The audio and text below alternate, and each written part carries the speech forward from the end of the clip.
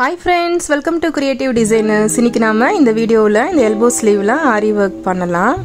அதுக்கு முன்னாடி நம்மளோட subscribers நிறைய பேர் கால் பண்ணி antique bead எப்படி நம்ம चूஸ் பண்ணி வாங்குறது, நாங்க யூஸ் பண்றது சீக்கிரமாவே கருத்து போயிடுது அப்படின்ற மாதிரி டவுட் கேட்டிருந்தாங்க. நம்ம எப்பவுமே இந்த மாதிரி ரோப்ல இருக்க மாதிரி antique beads தான் चूஸ் பண்ணி வாங்கணும். இதுல நமக்கு நிறைய sizes இருக்கு. இந்த beads நம்ம யூஸ் பண்ணா அது வந்து நமக்கு எப்பவுமே ஃபேட் ஆகாது. நம்ம யூஸ் பண்றது அப்படியே புதுசு மாதிரி எப்பவுமே இருக்கும். பாருங்க நிறைய நமக்கு இந்த மாதிரி sizes கிடைக்கும். இந்த beads வந்துட்டு பார்க்கிறதுக்கு ரொம்பவே ஷைனிங்கா இருக்கும். இதுலயும் நமக்கு நிறைய sizes கிடைக்கும். இந்த மாதிரி beads வந்து வாங்காதீங்க. இது வந்து நமக்கு கலர் ஃபேட் ஆயிடும். சோ அதனால ரோப்ல கிடைக்கிற antique bead எப்பவுமே चूஸ் பண்ணி வாங்குங்க. வாங்க இப்போ நம்ம வர்க் ஸ்டார்ட் பண்ணலாம். borderல இருந்து 1/4 இன்ச்சஸ்க்கு இந்த மாதிரி மார்க் பண்ணிக்கலாம். மார்க் பண்ணதுல ஒரு லைன் டிரா பண்ணிக்கலாம். இப்போ டிரா பண்ண லைன்ல 1/2 இன்ச்சஸ்க்கு இந்த மாதிரி மார்க் பண்ணிக்கிறேன். மார்க் பண்ண டாட்ல இருந்து நீடில் கீழ இருந்து மேலே எடுத்துட்டு இப்போ நம்ம 5 சைஸ் பீட் இப்போ ஸ்டிச்சஸ் பண்றேன். நெக்ஸ்ட் ரிவர்ஸ்லயும் ஒரு லாக் பண்ணிடலாம். இந்த மாதிரி பண்றதுனால நம்ம ஃப்ரேம்ல இருந்து துணி எடுத்துட்டா கூட நமக்கு அந்த பீட் வர்க் வந்து லூஸ் ஆகாது. நெக்ஸ்ட் அதை சுத்தி நமக்கு எவ்வளவு பீட் தேவையோ நீடில் எடுத்துட்டு அதை சுத்தி பிளேஸ் பண்ணிட்டு இப்போ ஒரு பீடுக்கு நடுவுலயும் ஒரு ஸ்டிச்சஸ் பண்ணிக்கலாம்.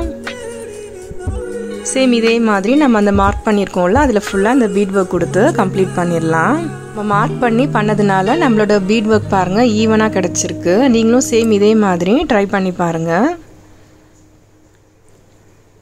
இப்போ ஒரு பீட் வர்க்குக்கும் சென்டர்ல க்ளூ அப்ளை பண்ணிக்கலாம். அப்ளை பண்ணிட்டு குந்தன் ஸ்டோன்ஸ் பேஸ்ட் பண்றேன். ஷார்ப் எட்ஜஸ் வந்து கீழே வர மாதிரி பேஸ்ட் பண்ணிக்கலாம். ஓகே ஃபுல்லா ஸ்டோன்ஸ் பேஸ்ட் பண்ணியாச்சு. இப்போ அது ட்ரை ஆகட்டும். நெக்ஸ்ட் நார்மல் நீடில்ல golden zari thread double strands எடுத்திருக்கேன். ஷார்ப் எட்ஜஸ்ல எடுத்துட்டு அதே இடத்துல இன்சர்ட் பண்ணிடலாம். இப்போ நெக்ஸ்ட் ஆப்போசிட்ல நீடில் எடுத்து இந்த மாதிரி ஒரு லாக் பண்ணிடலாம். லேசி டெய்சி ஸ்டிச் நீடில் கீழே இறக்கிடலாம். நெக்ஸ்ட் லெஃப்ட் சைட்லயும் ரைட் சைட்லயும் ஒரு லாக் பண்ணிடலாம். சேம் இதே மாதிரி நம்ம எல்லா ஸ்டோன்ஸ்லயும் இந்த ஜரி த்ரெட்ல ஒர்க் பண்ணி கம்ப்ளீட் பண்ணிடலாம். பிளைனா பேஸ்ட் பண்றதை விட இந்த மாதிரி ஒர்க் கொடுத்தோம்னா இன்னும் நமக்கு ஹைலைட்டா இருக்கும் அந்த ஸ்டோன் பார்க்கிறதுக்கு. ஓகே த்ரெட் ஒர்க் இப்போ ஃபுல்லா கம்ப்ளீட் ஆயிடுச்சு. நெக்ஸ்ட் 2 இன்ச்சஸ்க்கு இந்த மாதிரி மார்க் பண்ணியிருக்கேன். மார்க் பண்ண இடத்துல இந்த பீட் ஒர்க்கும் ஸ்டோன் ஒர்க்கும் கொடுத்து கம்ப்ளீட் பண்ணிடலாம். ஓகே அது இப்போ நமக்கு ரெடி ஆயிடுச்சு. பிளவுஸோட ஸ்லீவ் போர்ஷன் இப்போ நமக்கு கம்ப்ளீட் ஆயிடுச்சு. ரொம்பவே சிம்பிளா இருந்தாலும் கியூட்டா இருக்கு இந்த டிசைன் பார்க்கிறதுக்கு.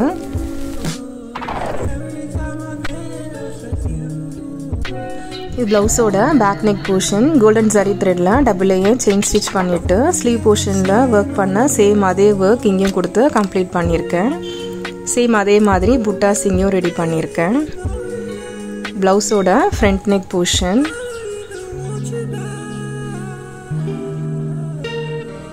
பிளவுஸோட ஓவரால் வியூஸ் பாருங்க. சிம்பிளா இருந்தாலும் இந்த டிசைன் பார்க்கிறதுக்கு ரொம்பவே அழகா கியூட்டா வந்திருக்கு. இந்த டிசைன் ஒர்க் பண்ணுறதுக்கும் ரொம்பவே சிம்பிளாக தான் இருக்கும். ஸோ உங்களுக்கும் இந்த டிசைன் பிடிச்சிருந்ததுன்னா நீங்களும் ட்ரை பண்ணி பாருங்கள். உங்களுக்கு ஏதாவது டவுட் இருந்ததுன்னா என்னோட நம்பர் டிஸ்கிரிப்ஷனில் இருக்கு. எனக்கு கால் இல்லைனா மெசேஜ் பண்ணலாம். உங்களுக்கு இந்த வீடியோ பிடிச்சிருந்தா லைக் பண்ணுங்கள். மறக்காமல் நம்ம சேனலை சப்ஸ்கிரைப் பண்ணுங்கள். கூட பக்கத்தில் இருக்க பெல் ஐக்கானையும் கிளிக் பண்ணிக்கோங்க. இந்த வீடியோ யூஸ்ஃபுல்லாக இருந்ததுன்னா உங்களோட ஃப்ரெண்ட்ஸுக்கும் ஷேர் பண்ணுங்கள். தேங்க்ஸ் ஃபார் வாட்சிங். தேங்க்யூ.